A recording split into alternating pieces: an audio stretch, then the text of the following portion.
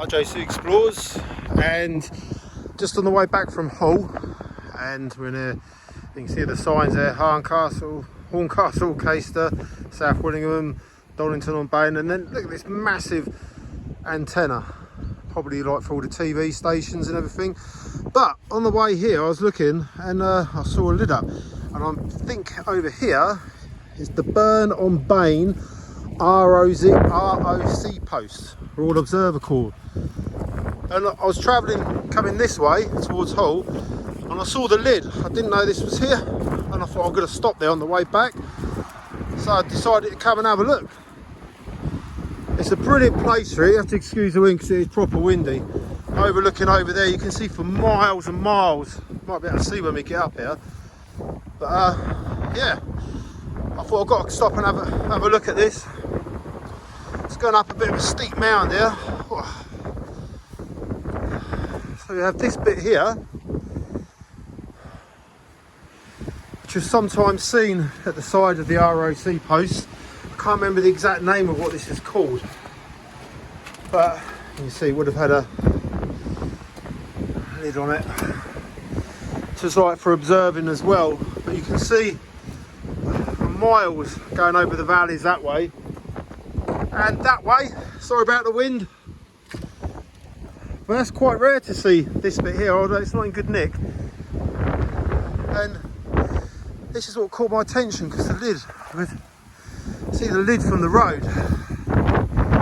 So the ladder's still there. I'll try and keep this low down. Telltale signs, ventilation.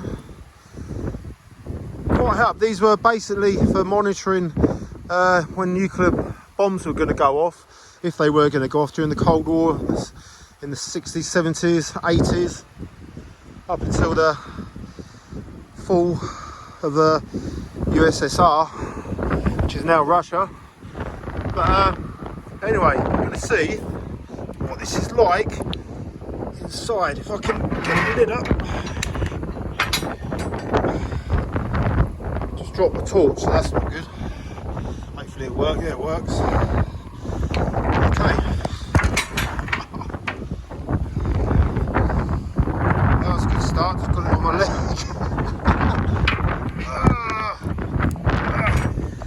Proper windy. Okay, so we're going to go and have a look. I'm not holding out much hope this is going to be like loads of stuff in here, but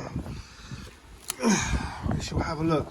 Just don't want that to fall on my head as I'm going down because of the wind, like that. Luckily I was ready for it. Okay, so I'm going to go and have a look. Let's hope no one comes and locks me in when I'm down there.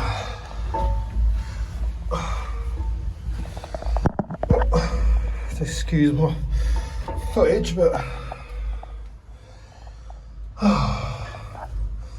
we're looking at about 20 foot down, 20 to 25 foot.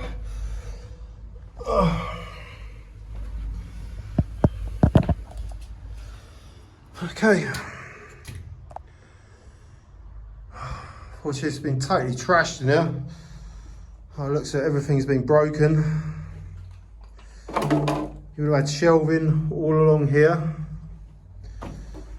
There's been a board up here, coordinates on, maps, wires coming down as well from here, as you can see.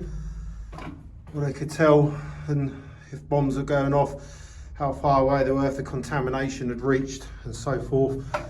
And they'd be sat down in here. A lot of the roofing on here and a lot of the side was like a, well, you can see it's like a polystyrene.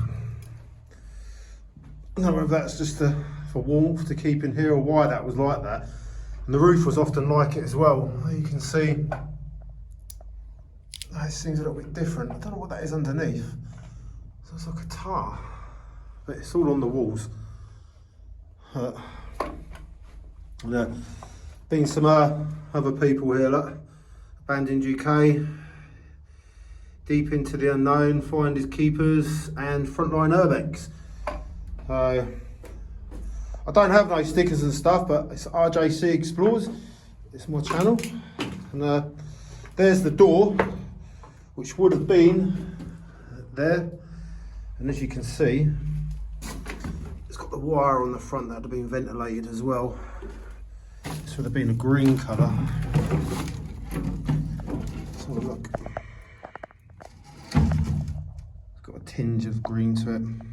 It's such a shame, all these places, because a lot of people seem to think it's fun to set light to them, which a lot of people might not think it's great to come and look at these, and they go like, oh, it's only ROC posts, but I quite like them, and it's part of our history, and to burn them just makes me angry. But there you go, can't stop people doing what they're going to do. But this one hasn't been burnt out, but it is, like I say, totally trashed, unfortunately. But for something I didn't know was here, and just happened to see the hatch, I'm pretty chuffed with that. You can see how quiet, if I just... You can hear the wind obviously coming through the top, but yeah, it's that's pretty neat. In here would have been the toilet. This still has the door and they haven't bust that off, so that's something. The original handle, and up there you can see that way, it's a cantilever weight which open and close the door. You see it is quite a way up. Excuse me. This would have been manned every day, just in case, like I say, the bombs have gone off. Oh, it's a bit brighter. I don't know, I had that still on the torch. But yeah, there are some of these that are still in good nick, but they're obviously looked after and kept well and locked and sealed, so people can't come in and do like what you can see here, just smash the place up. But like I say, after the Cold War, these were just left. These after return to the landowner, and like I say, a lot of them were sealed, but people have opened them over time. I'm yet to go in one. I do know where there is one that me and a friend visited, and it's all intact inside, but it was during COVID, and we knocked on what was it, just after or during COVID anyway, but we were out, and obviously they said we couldn't do it because of COVID and all that, and that was fair enough, and they said come back. Like I say, that was over 2 years ago, and we haven't been back, but I'd like to go back and do that, and if I do, I'll put that one up and show you what it does exactly look like in here. I mean, you can go online and probably see examples of what it's like, but to actually see one in person would be pretty good. But anyway, it's a shame. Like I say, there would have been cupboard shelves all there. There would have been 2 bunks in here, beds as well, because it was a 2-man who would be down in here monitoring everything. And like I said, they would have been quite all right down in here, buried 20 foot under. Hopefully keep out of the way of the contamination or the radiation that would come down after the bomb in the first 48 hours.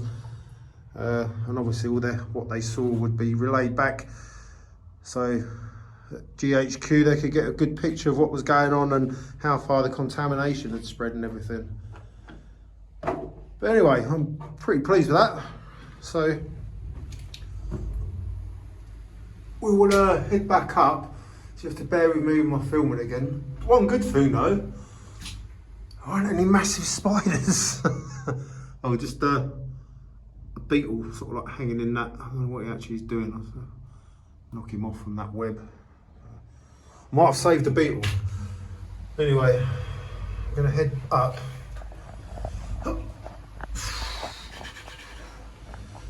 It's quite difficult.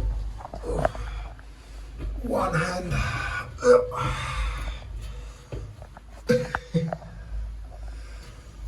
lot of people been down here in 2015 by the looks of it. But, or at least I didn't get locked in. Just got to lift this up there. That is heavy, man.